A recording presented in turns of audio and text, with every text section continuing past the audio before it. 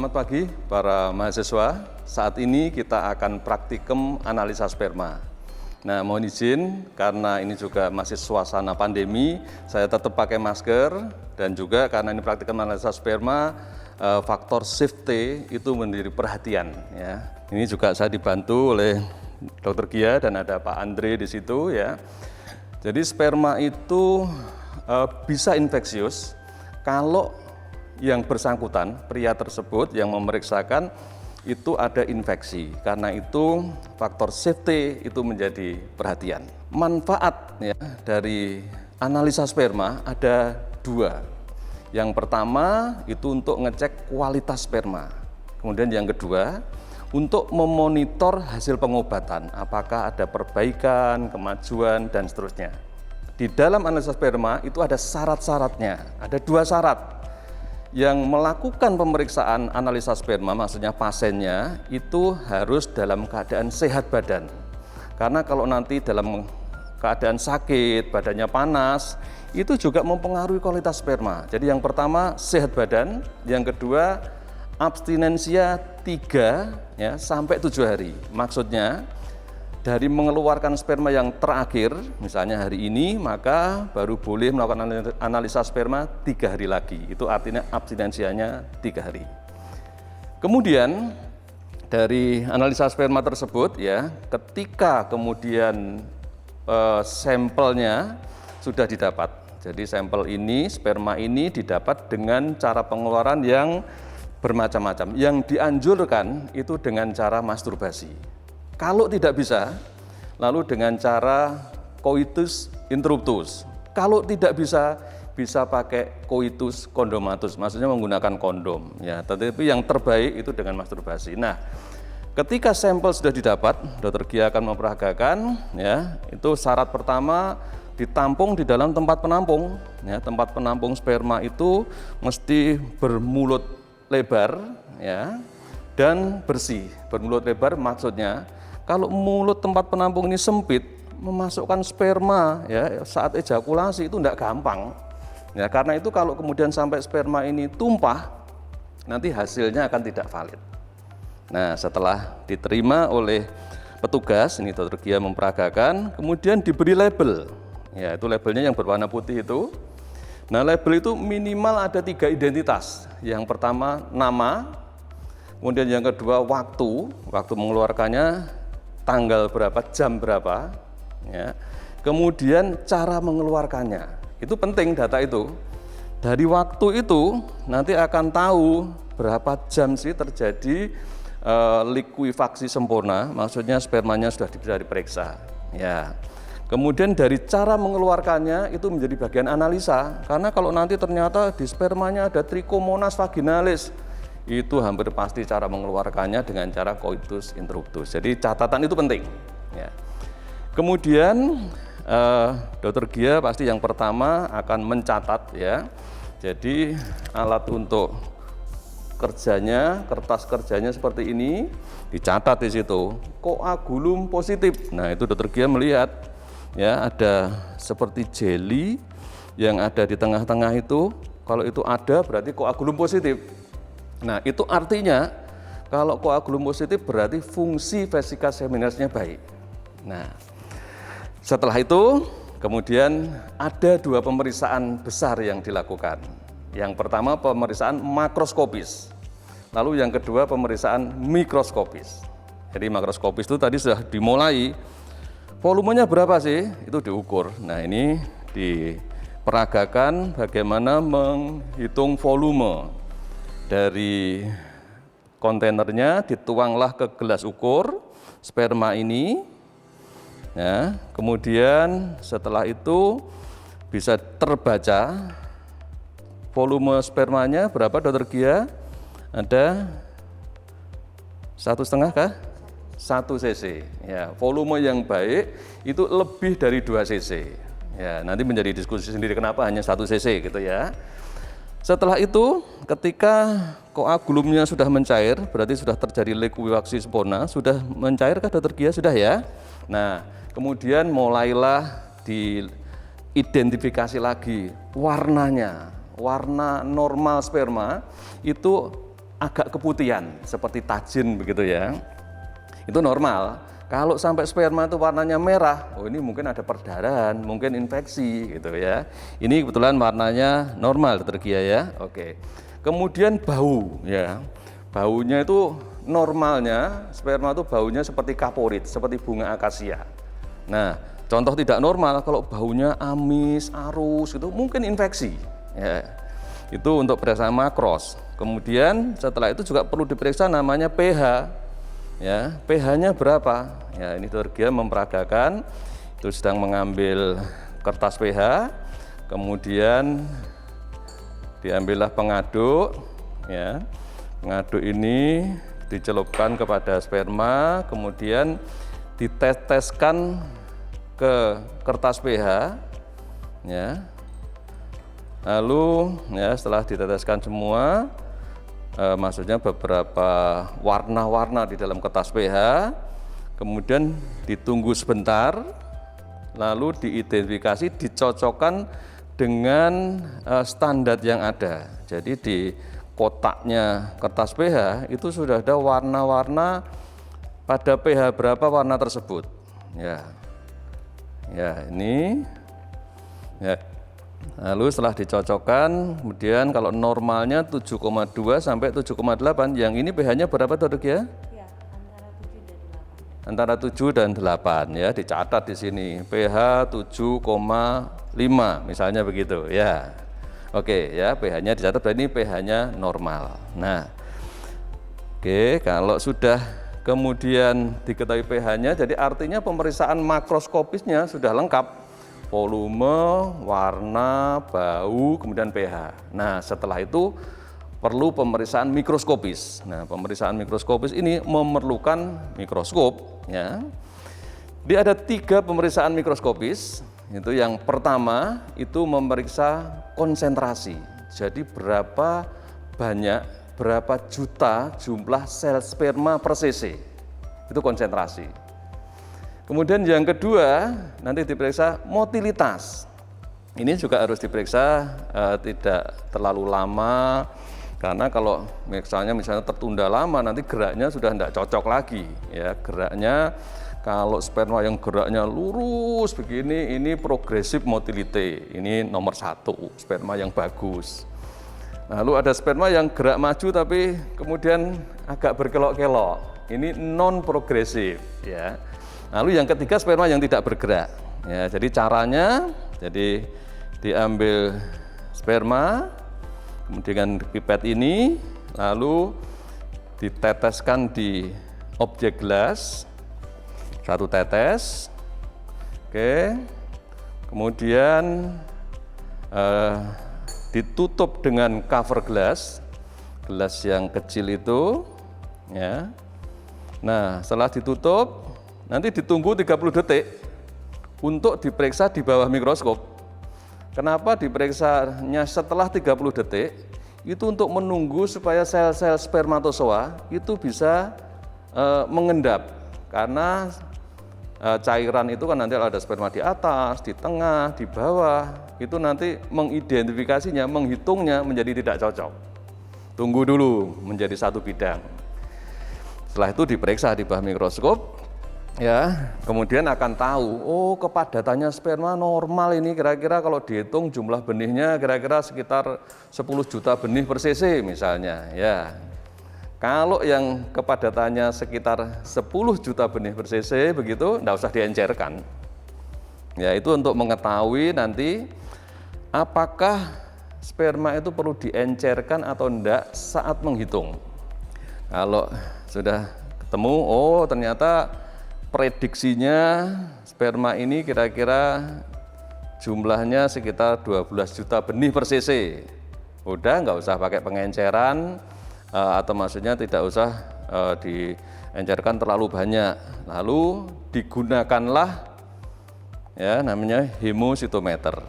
Jadi di hemositometer itu ada angka setengah, lalu ada angka 11.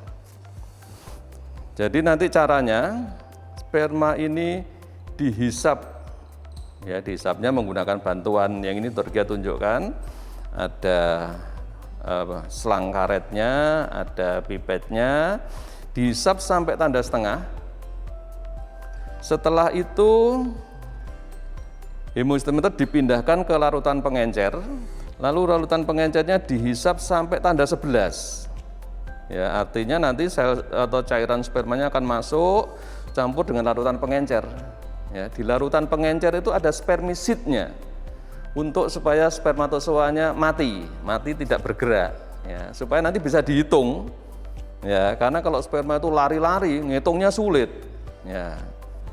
Misalnya ini sudah di dalam hemohistometer sudah ada cairan sperma dan pengencernya, lalu diputar-putar begini, dikocok. Ya, kocok ya. Kocoknya dua arah, satu begini, lalu begini. Nah, setelah kira-kira diasumsikan sudah terjadi percampuran, kemudian cairan ini akan diteteskan ke improve Neubauer. Nah, itu yang dipegang Dr. Gia, itu improve Neubauer. Dibuang dulu 2 tetes yang pertama, 1, 2.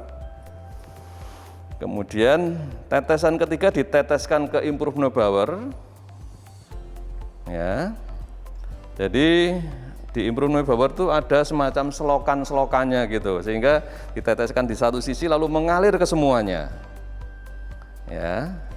Setelah mengalir, sudah ada tutup cover gelasnya. Cover gelasnya ini sudah standar ya, ukurannya, beratnya, sehingga memberi ketebalan cairan pada kondisi tertentu. Nah, setelah itu baru nanti dilihat ya di bagian tengah untuk mengukur konsentrasi. Konsentrasi secara detail ya itu nanti pada video yang kedua ya. Itu akan dijelaskan teknik menghitung konsentrasi secara detail seperti apa. Jadi motilitas sperma itu dibagi 3. Yang pertama, itu yang geraknya maju lurus depan, itu progresif motil. Yang kedua, kalau majunya tidak lurus tapi berkelok-kelok, itu non progresif. Lalu yang ketiga yang immotile. Nah, ini mari kita lihat ya. Nah, ini ada sperma yang geraknya lurus bagus lah ini, wanter ya lurus. Ini, lalu ini yang non progresif, ini yang bagus ini lurus, ini grade A ya, progresif. Tapi kalau asal tidak lurus begitu, yang tidak maju ke depan itu yang KW2 ya, non progresif. Jadi dibagi 3, lalu dihitung prosentasenya berapa. Jadi kalau saya melihat seperti ini secara keseluruhan mungkin progresifnya sekitar 30% ya, progresif. Lalu ada yang immotile-nya, ya ini juga kira-kira sekitar 40% gitu, sisanya itu yang non progresif. Jadi mesti bisa menyimpulkan seperti itu, ya itu motilitas. Saya akan menjelaskan teknik untuk menghitung morfologi. Tadi sudah saya sampaikan bahwa untuk morfologi spermatozoa yang normal itu spermatozoa itu oval dengan diameter lebar kepala 2-3 mikrometer, lalu panjang kepala 3-5 mikrometer, kemudian lehernya lurus, dan panjang ekor 10-15 kali panjang kepala, seperti gambar yang di atas ini. Ini yang normal ya. Jadi waktu nanti melihat morfologi, menghitung morfologi normal spermatozoa, mesti orientasi dulu ya, jangan di bawah mikroskop, lalu dilihat, oh ini normal, ini setelah orientasi, tahu normalnya, baru kemudian menghitung satu persatu spermatozoa, minimal 200 spermatozoa. Jadi kalau misalnya yang nomor satu ini kepalanya normal, maka Dr. Gia akan mendiskor kepala normal, ya, atau belum mengisi ya berarti ya, kepala normal, ini nomor 1 kepala normal, leher normal, ekor normal, maka mengisi di sini 1. Ya. Kemudian nomor 2, ini kepalanya tidak normal, ini kepalanya gepeng atau taper, maka ini ditulis kepalanya tidak normal 1. Ya. Lalu lehernya normal tapi ekornya patah, bends, jadi ekor ditulis di sini 1 untuk sperma nomor 2. Sperma nomor 3 kepalanya kecil, mikro, nggak normal, lalu di lehernya ada sitoplasmic dop, ya, kepala nggak normal, di leher ada masalah. Kemudian sperma nomor 4 kepalanya terato, bentuknya nggak jelas, ya. Kemudian ekornya koil, melingkar. Ini juga tidak normal. Kalau yang melingkar seperti ini nggak bisa lari spermanya, itu muter atau sperma bingung gitu ya. Nah kemudian ini nomor 5 ini kepalanya juga tidak normal. Ya, ditulis kepala tidak normal. Ini ya kiri. Kemudian ini kepalanya normal, leher normal, ekor normal. Ditulis di sini normal. Ya. Kemudian nomor 7 ya, ini kepalanya kecil, mikro, lalu ekornya pendek, jadi ekornya tidak normal, kepalanya tidak normal. Sperma nomor 8, kepalanya normal, oval, tetapi ekornya 2, nggak normal. Sperma nomor 9, kepalanya normal, tapi ekornya koil, melingkar. Kemudian sperma nomor 10, ini kepalanya normal, lalu lehernya tidak lurus, lalu ekornya patah, bend. Ya, lalu setelah ini karena ini 10 spermatozoa, maka bisa diprosentase spermatozoa yang normal berarti 20%, ya, 2/10. Ya, itu ditulis 20% Dr. Gia. Ya, setara dengan 20%. Ya, gitu ngitungnya gitu. Jadi 1/1 spermatozoa sampai 200 spermatozoa. Ya, nah itu nanti perlu bantuan untuk ngitung, ada counternya ya, lalu dihitung sampai 200. Itu baru menyimpulkan kondisi spermatozoanya, morfologinya seperti apa. Itu catatan tentang morfologi spermatozoa. Jadi morfologi normal spermatozoa itu berapa persen? Ya, jadi nanti akan dihitung. Dan saya sudah ada detail peragaannya. Sperma itu bentuknya oval, ya.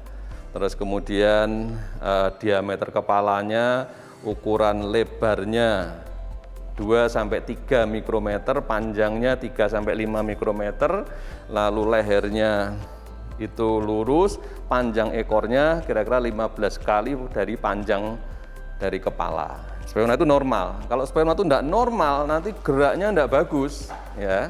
Ini kepalanya normal, oval, ya. Kemudian ada ini bagus, ini contoh bagus. Ini sperma yang kepalanya oval, kemudian lehernya lurus, panjang ekornya kira-kira 15 kali panjang dari kepalanya. Jadi kalau ini panjang kepala 3-5 mikrometer, artinya kira-kira panjang ekornya sekitar 50-75 mikrometer.